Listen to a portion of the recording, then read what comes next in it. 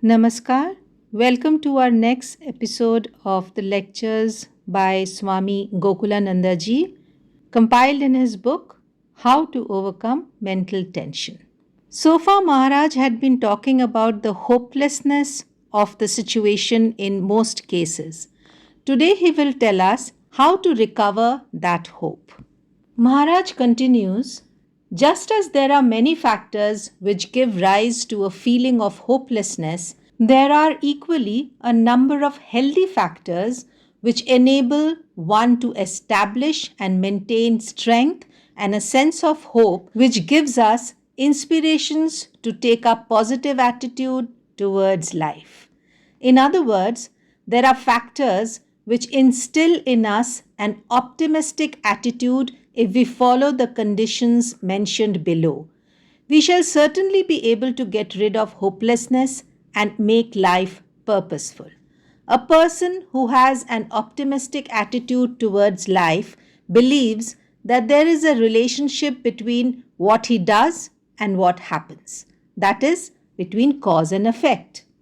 In this connection, the words of Swami Vivekananda that we should always have a positive attitude towards life are important. According to Swamiji, we should have faith in ourselves and in the omnipotent, all powerful Atman in us. And all that is good and excellent will come provided we have implicit faith in that. An optimist should think that if he practices what Swamiji said sincerely and wholeheartedly with no negative thinking, he will be successful. Once, when one of his Guru Bhais, that is, spiritual brother, was ill, Swamiji wrote in a letter, just inject positive thought, Vedantic thought that you have no illness and immediately you will be cured. Autosuggestion is a powerful stimulant for the mind. It gives tremendous strength to overcome feelings of hopelessness. Therefore, the individual with an optimistic frame of mind, with hope, believes that he has to make an effort to reach the goal. Simply by theorizing, no result will be achieved. We should imagine that we are at the top of the list of successful candidates in the postgraduate examination.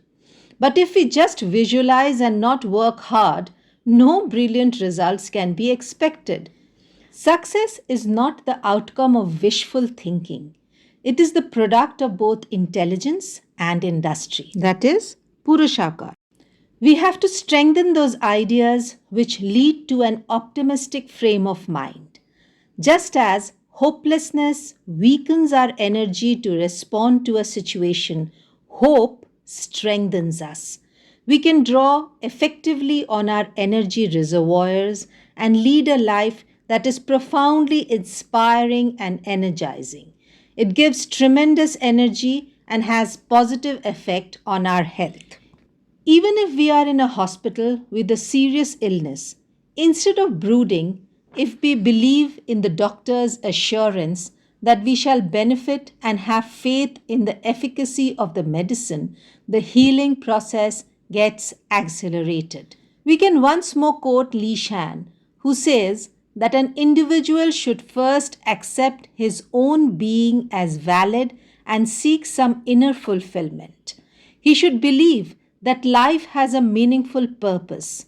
Even if such a person is a victim of a certain period of helplessness or temporary setback, he can overcome it with the belief that human life has meaning and he is destined to do something worthwhile.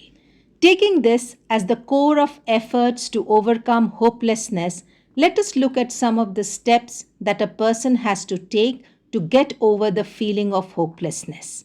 The first point is to get rid of a negative attitude towards life and to revitalize hope through a conscious effort. The conscious mind helps us to gather correct information. In this context, the Vigyanmay Kosh, which was mentioned earlier, must be recalled.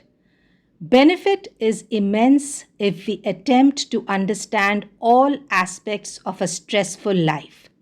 A person who has sorrow in life and is suffering from tremendous tension as a result of this has to apply conscious effort and appealed to the Vigyanmaya Kosh to get the right guidance and information to tide over the adverse circumstances. That means we have to possess real knowledge, understanding, and the capacity to tolerate hardships. In case of accidents such as the death of a beloved person, right understanding helps to lessen the shock, whatever its magnitude. If we have no patience to cultivate right understanding, we shall be broken by the blows of fate. When we understand a thing, we can bear it more easily. Let me tell you the story of one brilliant monk of the Ramakrishna order. It is the tragic case of Swami Atmanandaji, head of the Raipur center. Once he was going from Nagpur to Raipur to give a talk on Vivek Chudamani.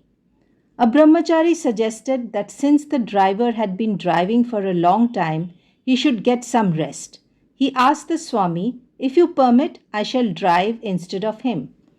The Swami was busy preparing for his lecture and absent mindedly agreed to the brahmachari's suggestion. It was raining and the car skidded. It hit a wall and the Swami was killed. All the others were thrown out and were safe. It is difficult to say why such things happen. We can only bear them patiently and recover our faith. Here I am reminded about one of Sri Ramakrishna's saying recorded in the Gospels. There was a monk who was tortured by some people and ultimately killed. While narrating this incident, Sri Ramakrishna said that whatever happens does so by the will of God. Some skeptics made a critical comment. How can tragic accidents happen by the will of God if He is benevolent? In such instances, what we have to do is to reconcile ourselves to fate and think about the law of karma. For instance, we can only see the physical death of a person like Atmananji as I described earlier. If Atmananji has realized his inner self before his death, his liberation is assured, although death occurred under tragic circumstances. That is why the point has to be stressed that understanding the situation does help. When we understand an event, hopelessness lessens. Stray incidents then appear as part of a greater design, and we have sufficient knowledge to view them from the right perspective. The next step to overcome hopelessness is to recover hope through rational thinking. Even people who are grown up often have enormous biased ways of interpreting information. In case we want to cultivate a rational frame of mind, we should challenge all assumptions. Let me cite an instance. A couple who had been married for long has no children. After a time, given the circumstances of the present day world, they decide to break the marriage. After the divorce, one of them is told that he is young and can get married again. The person thinks that he has had one bitter experience and is reluctant to take the risk once more. We must challenge this belief by saying that there is no guarantee that a bad experience will be repeated. There may be meaningful love in another attempt. Rational thinking sets negative thoughts right. Inner dialogue and self analysis are helpful for establishing rational ideas. When we cultivate it, the rigid negative cognitive self weakens and we will be able to have a purposeful attitude towards life. A concrete example can be cited of a person staying in Mumbai whose first marriage failed. He came to me for advice. Afterwards, he got married again and has a son now. Whenever he comes to Delhi, he pays his respect at the temple and then meets me. Obviously, his second marriage is a success. Instead of getting buried under negative thoughts, he overcame his difficulty with a rational approach. A great writer, Aaron Beck, studied the logic of depressed and discouraged people. Among them, he found a number of people with erroneous and faulty thinking. There can be different categories of this as listed below. 1. Overgeneralization. For example, when we think that once a marriage did not work, the second one will go the same way. It is wrong. All cases of divorce are of illogical fallacy. 2. Over personalizing events. If something happens to another person, we take it as a personal happening. Often, an incident does not produce the required result, and judgment is given based on fragments of evidence. Instead, we should take a synoptic view which gives a good description of the situation. Magnifying or minimizing critical data is also fallacious.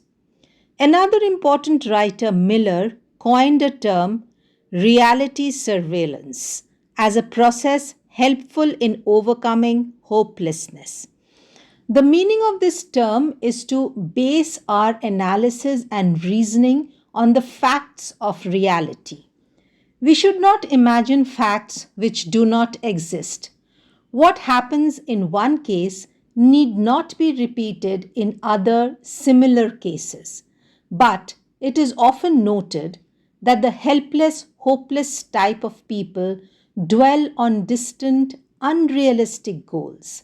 If they reach any one of these goals, their willpower will be strengthened. The feeling of hopelessness will be lessened. Thus, we should aim at goals which are achievable and not those that are impossible. For instance, a late riser makes a resolution to get up early. If he habitually wakes up at 7 a.m., a realistic goal will be to set the time at 6:30 first, then 6, then 5:30. All at once, if he wants to get up at 5, it is nearly impossible, and that will lead to a sense of hopelessness that he is unable to do what he has resolved. Success breeds success. Hope you enjoyed this episode. In the next chapter, Maharaj will talk about strength through willpower. So till then, do stay tuned to Devakshar, share our videos, and do subscribe to our channel. Thank you for being with us.